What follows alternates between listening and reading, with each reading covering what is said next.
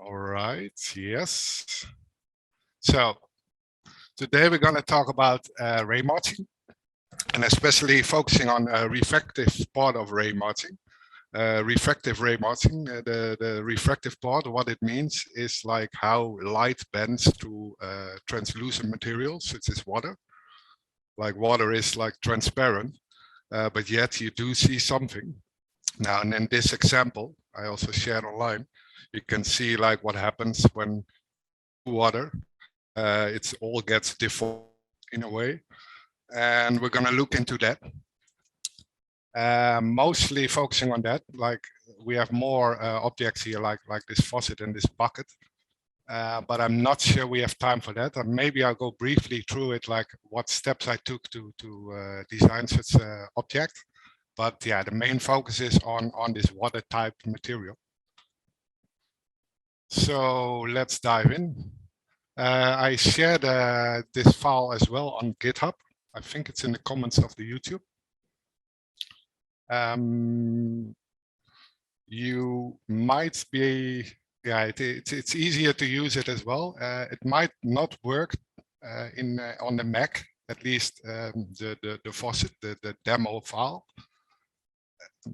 That is not really a problem in the sense of the workshop, because the workshop is like different steps we're gonna do, and then those should work on the Mac as well.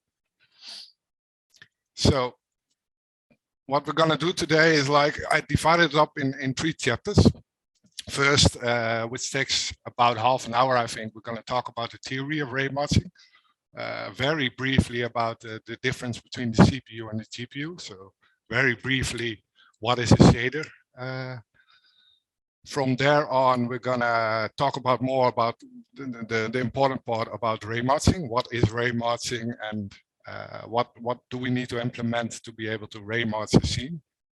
And then we'll see that we need distance functions, so-called distance functions, to describe the scene. So we're gonna look into that as well. And from there on, we know that the basic theory of raymarching, and then we start to do a live coding session. So purely programming in GLSL, and going step by step from scratch to be able to render water. And the first, after the first break, I think maybe before the first break already, we can start. We start with a basic setup, setting up GLSL top, a camera, maybe an arcball camera, so we can move around in the scene. Then start raymarching the scene, the actual finding the distance from the camera to a certain object. We'll see that in a bit. Then we need some normals, what it is, what a normal is, I will describe a little bit, and how to calculate them. With those normals, we can do lighting. Maybe we do it in the second part, but yeah, it depends a little bit how fast chapter 2 goes. And from the lighting, we do the actual refraction. So what happens when we are not rendering just normal solid material, but like more like water, like what happens when a ray hits water. Eventually, I also added some appendix. I don't think we have much time to go in depth into it, but I will go briefly over it to describe what to do next after this workshop. If you want to learn more or play around with it, and there are some helpful tools in it. Also, I included the floating faucet, which is this guy. So the source code is available. Again, might not work for Mac because I'm using PBR material here. And I realized yesterday that only works on the Windows right now. So I need to update it a little bit. If you want, I can send you the file working for Mac as well later on. Okay, let's dive in. Chapter 1.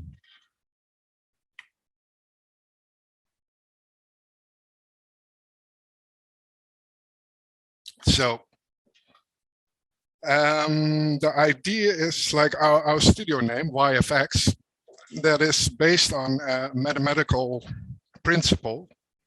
And that is quite powerful. It comes back like in math, science, programming, kind of almost everything.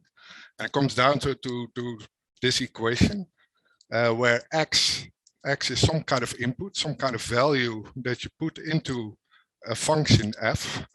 F is kind of a procedure or an operation you do on x. So you have something, you do something with it, and the result is y. So it's quite trivial in the sense of you have something, you do something with it, and something come out of it. Now, this principle is also happening with a shader, for example. With a shader, the input to the shader is a pixel coordinate, a position on your screen, for example. F would be the function, in this case, the shader itself, the script or the shader we're gonna write ourselves, a programmer. And the output of this shader gives a color. So it kind of comes down to this, that if this would be a screen, this dot, then every cell is a pixel. And for every pixel, we have a coordinate. In this case, it's like really the number of the pixel coordinate, the cell, just upside down. Like the rows start from the bottom and not from the top. But yeah, the idea is like this shader function is being run for every pixel. It's the same function, it's the same code that's being run. The only difference is that the coordinate is different. So what it comes down to is that we have to write something, write a program, a little script that uses this pixel coordinate, and then data mine based on this pixel coordinate what kind of color to output. So what should be the results of the shader when the pixel coordinate, for example, is a 0, 0. What color should be here? Now, and that's what the shader is all about. It might be more useful not to use like literally the cell numbers, in the sense of here we have 16 columns and 32 rows, but it might be easier to normalize it, and it means like we're going to divide it by the width and height, so that the coordinates become between 0 and 1, like this here. So that it doesn't matter what kind of resolution you have. If you have like, if you make the resolution bigger, you still have a coordinate system from 0 and 1, and not like the pixel coordinates. It's more convenient to work like this, and we'll see later on why. Yeah, what I did here to describe a little bit what the shader does on CPU-based level, we can show you the code a little bit. Oh. Yeah, so what I did here is I just looped through every cell over the X and over the Y. So first over the X and then every row, and then just write something in the cell. Now, as you can see, like it has to loop through all cells every time something changes. So if a color would change, it needs to loop through all the cells. And that's where the GPU comes in, where shader is very powerful, because this loop we don't have to do.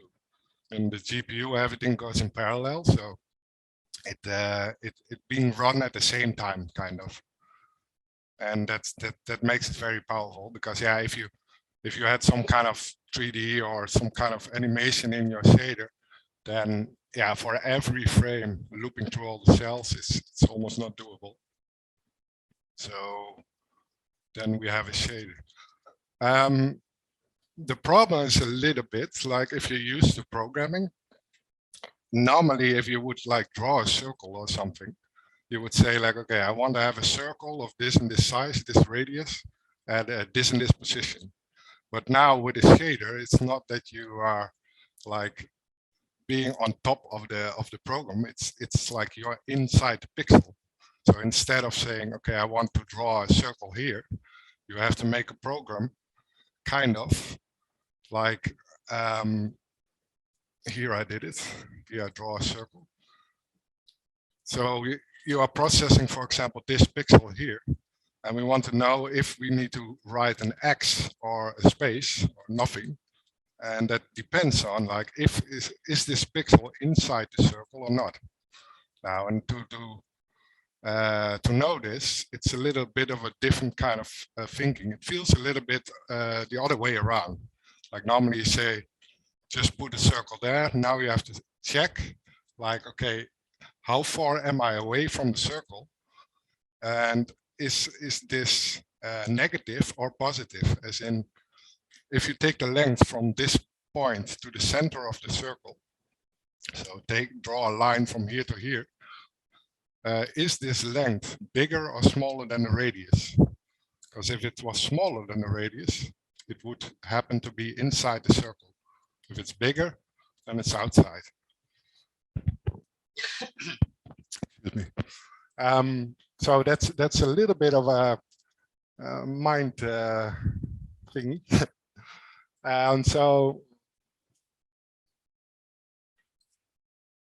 it might get a little bit time to get used to. We'll see this also, this concept also happening in Raymarching itself in the 3D space. But yeah, the idea is like the other way around. Am I inside a circle or am I inside an object or not? Is the question that you have to write. But yeah, again, if it's a bit confusing, we'll see in a bit like what happened, that how it happens in Raymarching. Here I also an example, but then not a circle, but a simple like a line to show how that's done. Again, the CPU based, we're looping through all cells. Now, this guy here, the GL record, that is a variable name that's always accessible in OpenGL as well. And that just contains the cell number R in a shader, the pixel coordinate, in whole numbers, in integers. So it's really the pixel coordinate. And what TouchDesigner does for us is creating a VUV variable, which is this normalized version, what we saw just yet here. So between 0 and 1. So it's more convenient to use that one, again, because of the changes of resolutions. If suddenly the width is twice as wide, the VU still goes from 0 to 1, just with more steps in between. Now, and eventually, this is then the shader code. So this is the real shader we're programming. In this case, we're checking if V, the Y coordinate, is smaller than a half. If so, write an X or output the color white or something. If not, output the color black. Now, and if you do this, you get like below a half, it becomes colored, and above it doesn't. Well, excuse me, Tim. Yeah. Tim. We feel like a little bit your sound it's a bit cracked. So could you? Maybe your mic is too close to your mouth, I guess. Okay, test. Is this better? I feel like same. Same. Hello? Test. Not better? Not really, but yeah, we can do this in a break time, so it's okay. Yeah, okay. That's not sure what I can do here. Yeah, thanks. All right.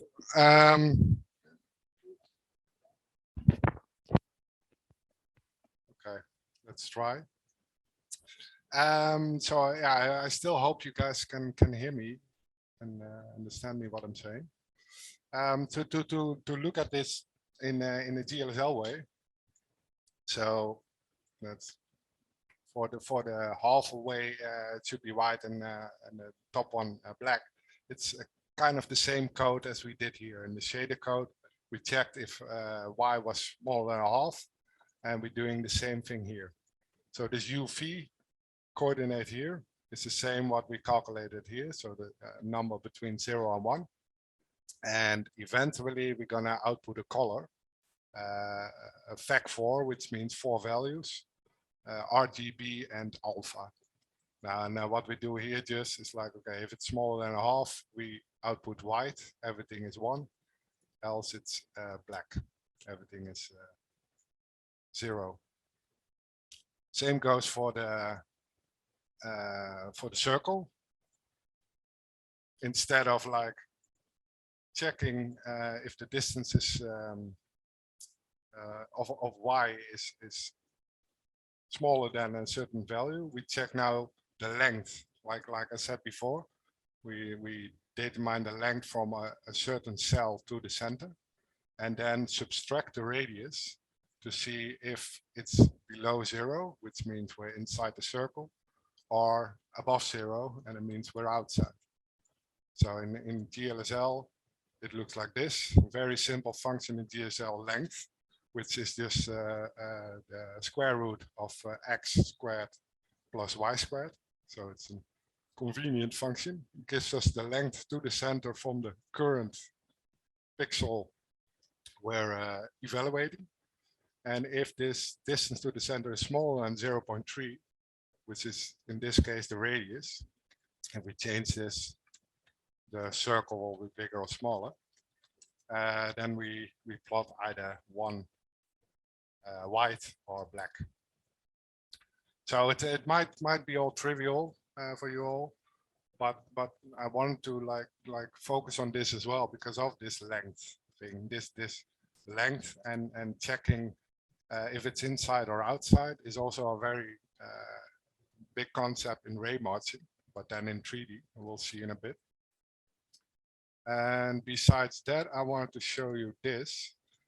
What I did here, a very simple shader, just using the input coordinate, UV coordinate, as colors as output, where the X is R and the Y is green, G. And if you plot it, you see something like this. And why I did this is mainly because you cannot really debug in shaders. You cannot write something to a console or write something to the screen that tells you, okay, you have an error or something. But you need to debug with colors. And that can be a little bit tricky at first. But stuff like this, if you want to know, like, okay, all the pixels show me what value it is. You can just plot it as a color. And then if you get a little bit used to how the colors are set up, you know that red is the first channel. And X, Y, Z, if you see it as a coordinate, X is also the first channel. So red is moving over the X and green is moving over the Y. And yellow means red and green. So this is 1, 1. This is 1, 0, and this is 0, 1. Now, and this is something that you come back often if you don't know what's happening in your shader. Just plot it out to your frag color, return inside your shader to see like, okay, what actually color has this pixel. All right. Now, the more important one, because this is just briefly about like what a shader is, but I think most of you know already what it is since you're using TouchDesign. But now this is more, I made a little tool to describe what happens in Raymarching. Now, imagine you want to render a scene like this, or like in 3D fashion, of course. This is a top view of the thing we're going to render. This is the camera, the location of where we're looking from. This would be the screen. Imagine the screen in front of the camera, this being a point, and a screen in front of the camera. And those are the objects somewhere in space, in 3D, of course, but now because we're looking at the top view, we see it in 2D. Now, what we need to know, we have a pixel like we saw before.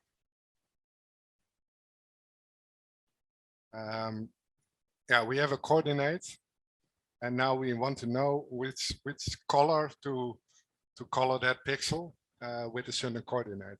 So first, what we need to do is using that coordinate to calculate some kind of line from the camera, a ray from the camera into the world, and find the position where it intersects any object.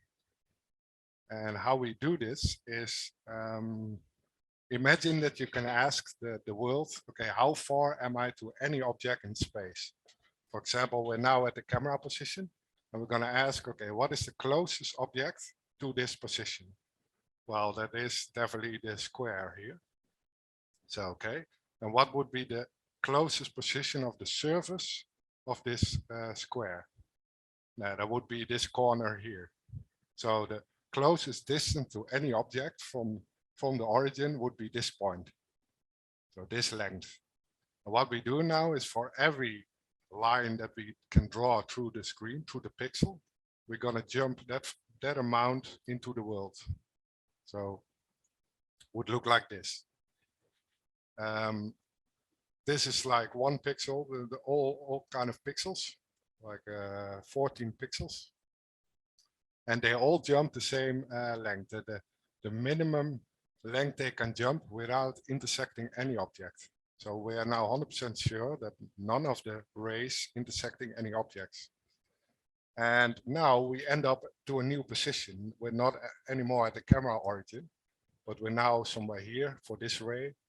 Yeah, they all have different positions, but we can do the same thing again. We're going to ask, for example, this guy. We're going to ask how far, what is the closest distance to any object? Now it's still the square, but now this time it would be a straight line up.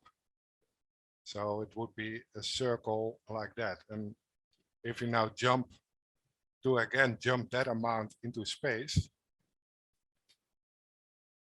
we come up here. But if you were checking a different ray, it would be different distances. So it depends on where you are, how far you are, that amount you jump. But then you're always sure none of the rays will intersect any object, because they are always, yeah, the amount it jumps is always to be sure it's not an object that you're crossing.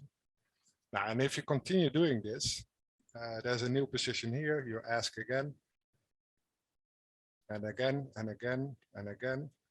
Now, eventually, right now, this one, even though it's behind it, it's still the closest object. But one step further, this one, suddenly the circle is closer than the square. So it doesn't jump this amount anymore, but a smaller amount. Just to be sure it will never intersect another object. And if you continue doing this, there are two end results. Either the circle becomes super small, or infinitely big. Now, if it's super big, like the ray becomes very long, it means we didn't hit any object and we hit the background. But if the circle is getting super small, it means, okay, we hit a surface because we cannot go any further.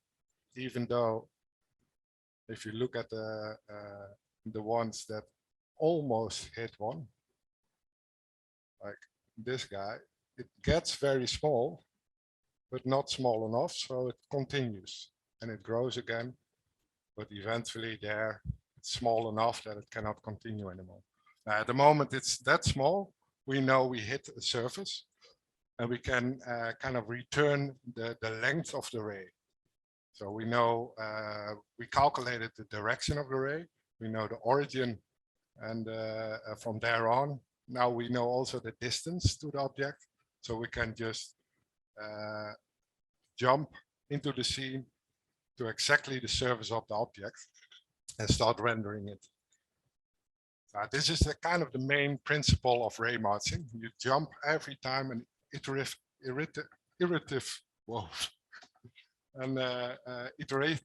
process where yeah, you eventually either touch an object or get like in the background. Now, and this is done then, okay, this is 1D now from the top view, but eventually it's done for every pixel. And then you get like a high-res version of like every pixel knows which color it is or which object it hits. The camera view, the field of view of the camera, in this case, it's not happening in real life like this, that the size of the screen gets bigger, of course, because the size of the screen is the same. But it shows like, okay, with a bigger field of view, your directions of the rays get more wide. Like if it would be almost zero, you only get like a straight line. Yeah, that's about it. You can move around a little bit to see what is happening. And yeah, okay. Now the big question is now, it's nice that this works, but how do we know what the distance is? Like for every step what we did is like, okay, ask the distance to any object, but how do we know the distance? And that's where assigned distance functions come in. We made a little tool here to describe what it is. So imagine imagine the screen, a point here in the center of the screen, and to know the distance from any point in this space to that point is just the length from the point you're evaluating to that center, so the white line in this case.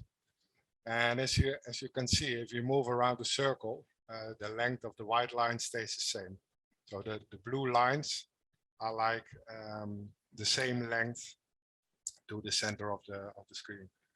This is a distance function for a point. So the whole idea about distance function is like you have a space, some kind of, for example, here in this case 2D, and for every point in this space, no matter where you are, you can return the distance to some kind of function, in this case a point, which is just the length. Now a circle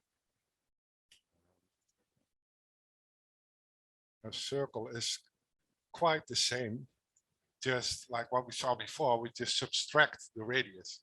So it's exactly like taking the length to a point, but subtract the radius.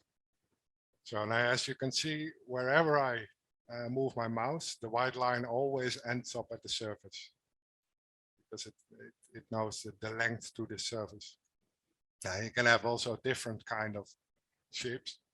In this case, a line, for example, just to show you that it's not so obvious how those things look like. A line itself is just a straight thing.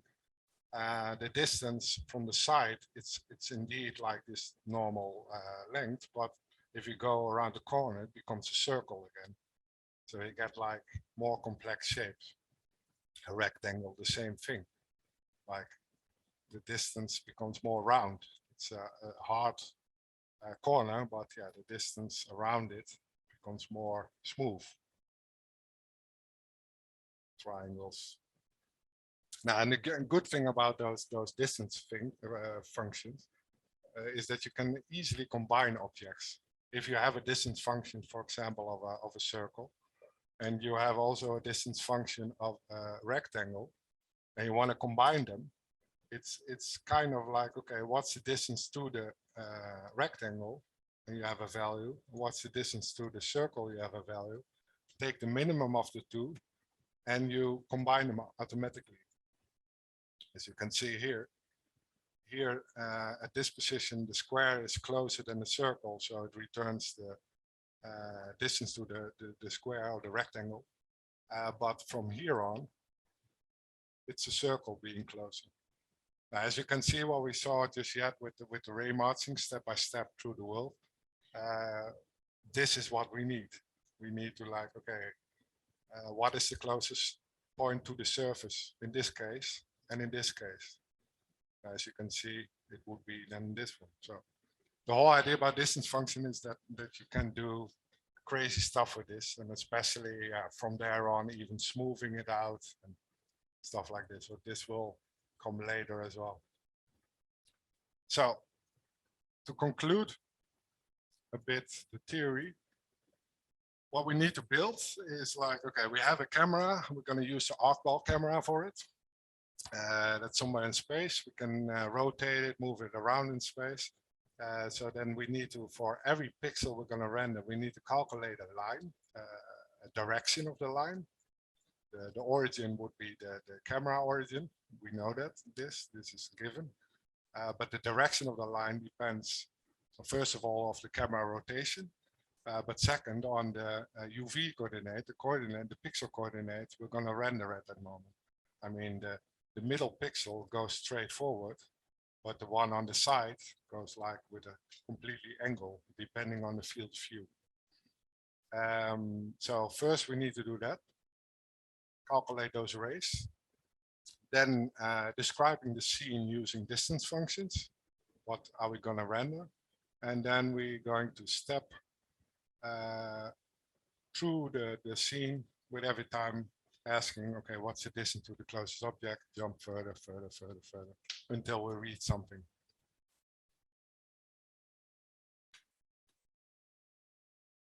So yeah, that's about the theory.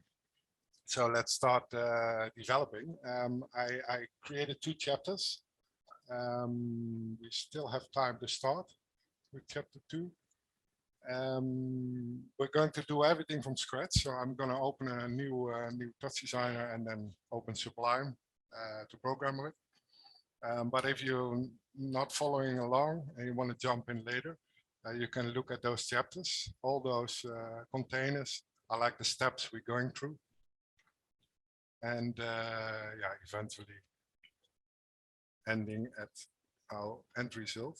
Per section, we might jump back in this chapter to look at the theory stuff. I made little helper components just to show, to make a point of some theory, like the camera and what the normal is, the blending theory. So let's do it. Let's start. And let's open a new TouchDesigner, which I did already here. Here. So this is just really an empty project, nothing here. And what we're gonna do is start up with the basic setup.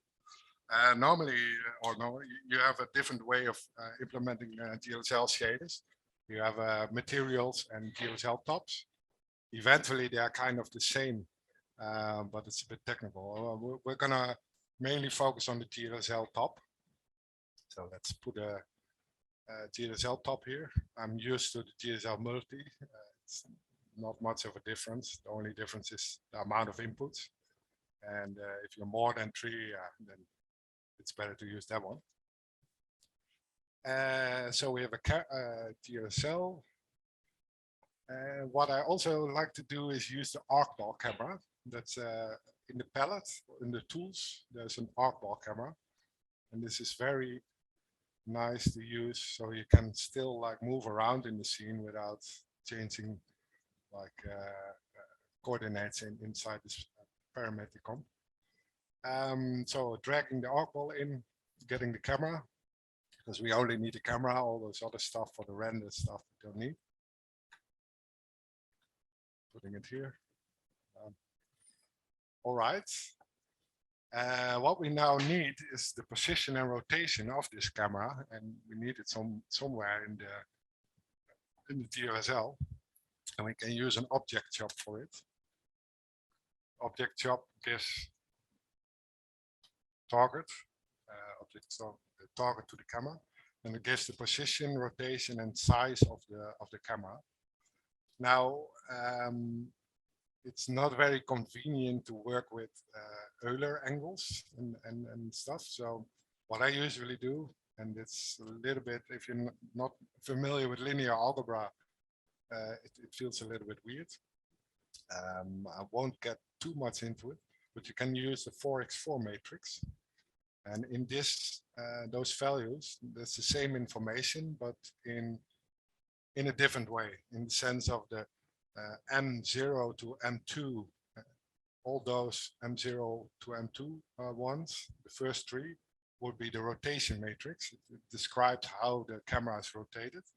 And this M03, M13, and M23 is the current position of the camera. So for now, that's enough to know. If you really want to know, okay, what's this all about? I have some references in the end about linear algebra, and it describes it fully. So this is what we need. This is the camera position and rotation, but we also need the field of view.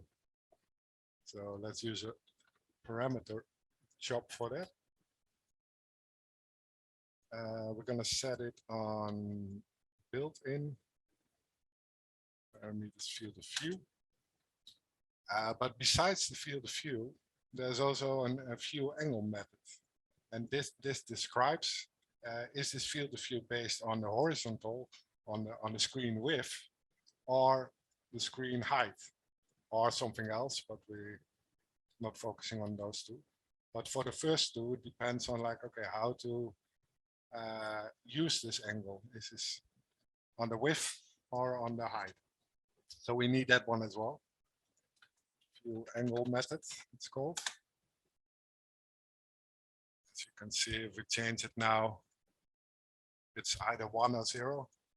0 being on the width and 1 on the height. And yeah, that's about it, what we need now.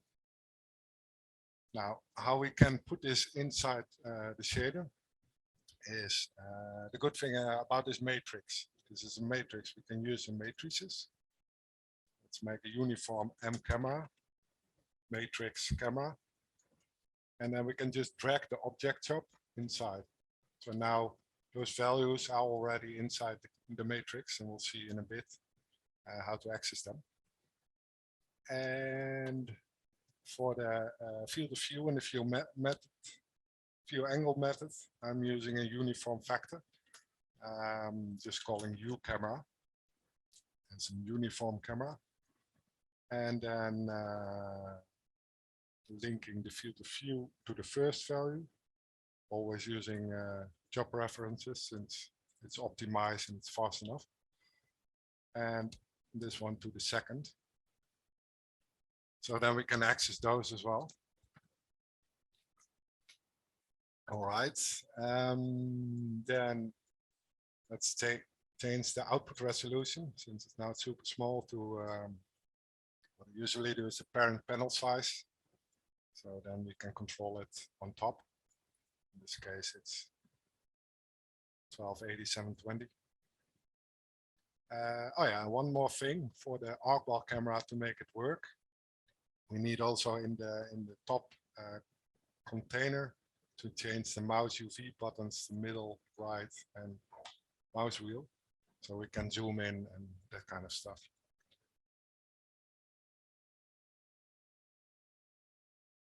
All right. Now, let's dive into the shader. What I usually use is, or always use, is Sublime. With some highlighting, I really like it.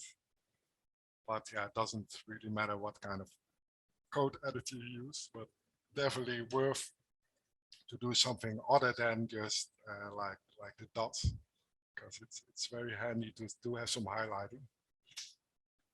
So let's first declare our uniforms. Uniform, so it's a mod for this camera. That's what we did here. It's a 4x4 matrix, so it's a mod 4. It's called in GLSL, and a Fact2 camera. Yep. That's our uniform here.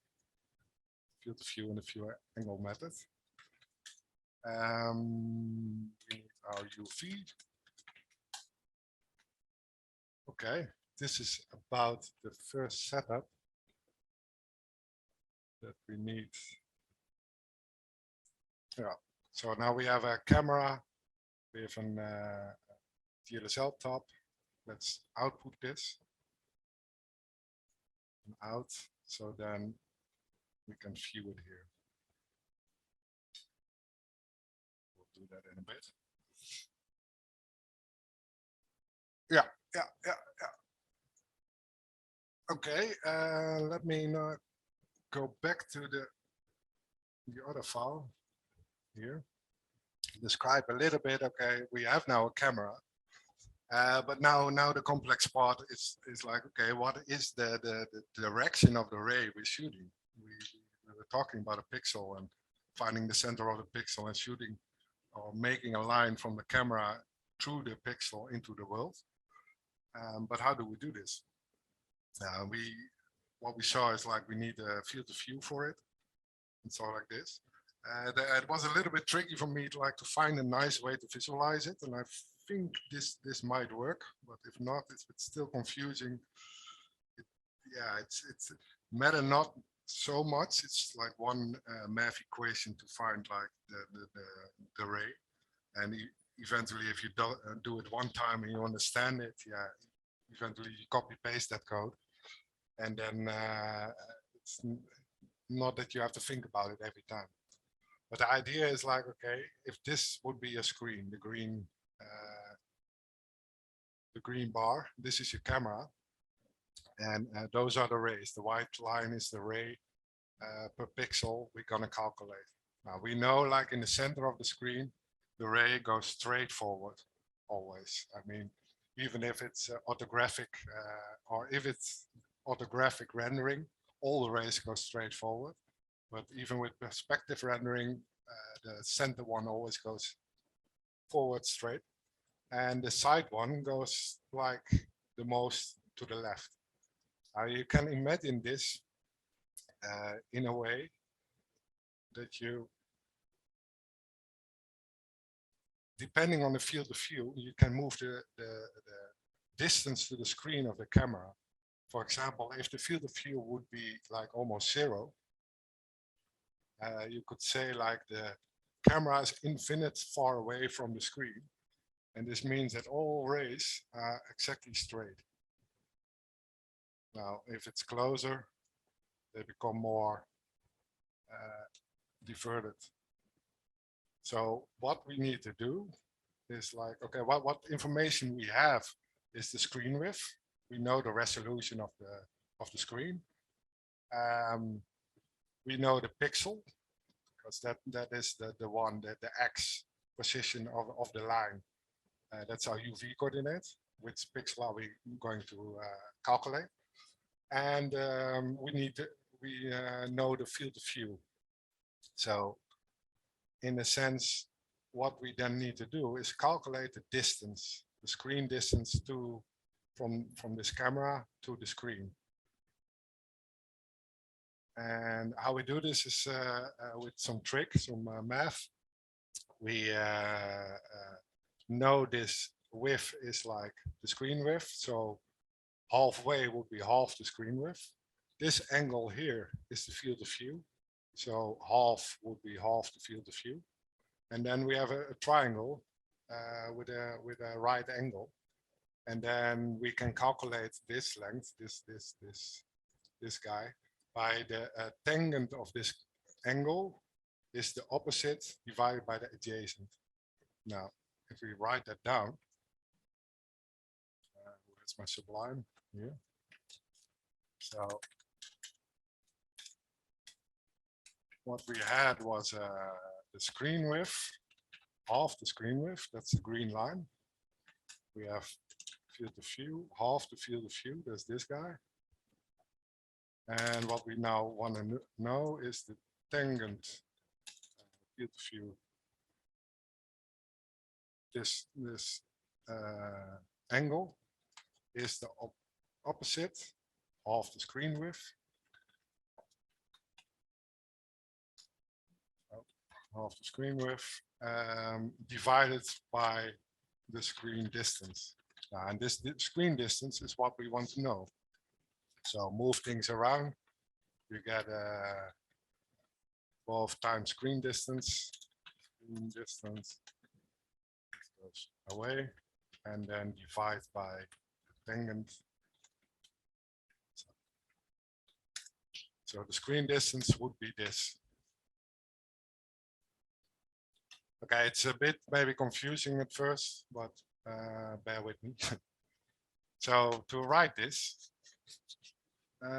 Maybe it's better to take a little break now, because then we can go straight forward. Because now else we get a little break inside. Okay.